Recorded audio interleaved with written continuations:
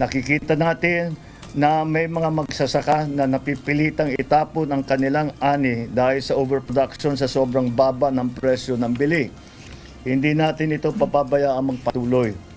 Kaya bibilhin na muna ng Department of Agriculture ang sobrang produksyon.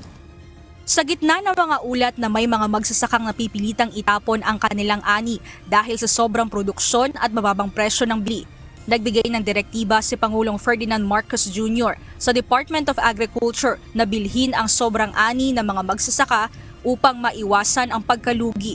Sa ilalim ng mga umiiral na programa ng pamahalaan gaya ng GIPSAKA Act, pinayagan ang pamahalaan na direktang bumili ng ani mula sa mga magsasaka. Paliwanag ni DA Assistant Secretary for High Value Crops sa GIPSAKA and Intellectual Property Attorney Joycel Panlilio na may dalawang bahagi ng proseso. Sa proseso ng pamahalaan na bibili, kasali rito ang local government units, government-owned and controlled corporations, national government agencies, state universities and colleges, maging ang mga nasa ilalim ng ahensya ng pamahalaan, tulad ng Bureau of Jail and Management sa ilalim ng Department of Interior and Local Government at ang National Nutrition Council sa ilalim ng Department of Health. So ipopost nila yan. Meron tayong information system, yung tinatawag naming Farmers and Fisherfolk Enterprise Development Information System of FEDIS. Nakikita doon ng mga farmers kung ano yung mga pangangailangan nitong mga government agencies. Tapos nakalagay din doon kung kailan sila dapat magsubmit ng kanilang offer. Sa panig naman ng mga magsasaka at mangingisda, kailangan ng accreditation o registration sa Department of Agriculture upang makasali sa procurement process. Gaya na lamang sa Registry System for Basic Sector in Agriculture o RSBSA at Fisher-Fox Registration System o FishR. Kapag nagsumite na ng produktong iniyo-offer at may sapat na supply, maaari na silang direktang magbenta sa gobyerno kasama na rin sa presyo ang gasto sa transportasyon.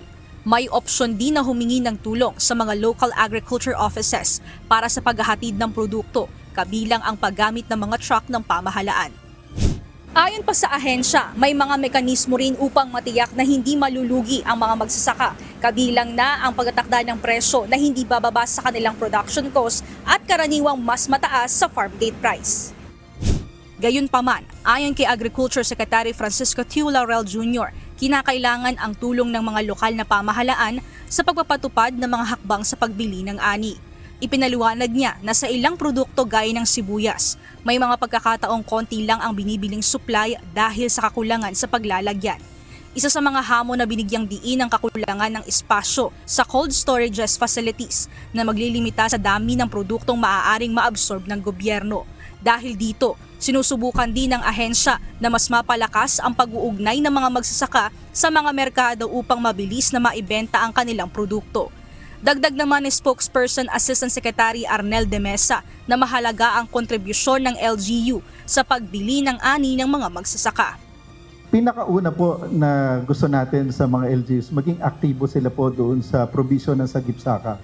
Kasi sila yung frontline natin, kabisado nila saan yung merong excess na harvest, lalong po ngayon, lalo na nga sa gulay, pwede nilang bilhin yung mga production. Nag-utos na rin yung ating Pangulo. LGUs can be the main buyer po nito. Under nga po sa GIPSAKA, pwede nilang bilhin ito directly sa mga magsasaka without going through the usual procurement. Sa paraan na ito, sinabi niya na maaari nang maiwasan ang paggamit ng cold storage dahil ang mga produkto ay direktang maaaring ibenta ng mga local government units sa kanilang mga palengke. Maaari rin umano itong maging laman ng mga community pantry o iba pang anyo ng direct distribution sa mga apektadong komunidad bilang dagdag na tulong sa mga magsasaka. Kasabay nito, patuloy na hinihiling ng ahensya ang karagdagang pondo upang mas maraming magsasaka at mangingisda ang maabot ng mga programa ng suporta. Aminado rin ng ahensya na limitado ang kanilang budget para sa pagbili ng mga produkto ng mga magsasaka kasabay ng mga programang ayuda at suporta na kailangang maibigay sa kanila. Mia Alonso, UNTV News and Rescue. Diyos ang aming sandigan, serbisyo publiko ang aming pinahahalagahan.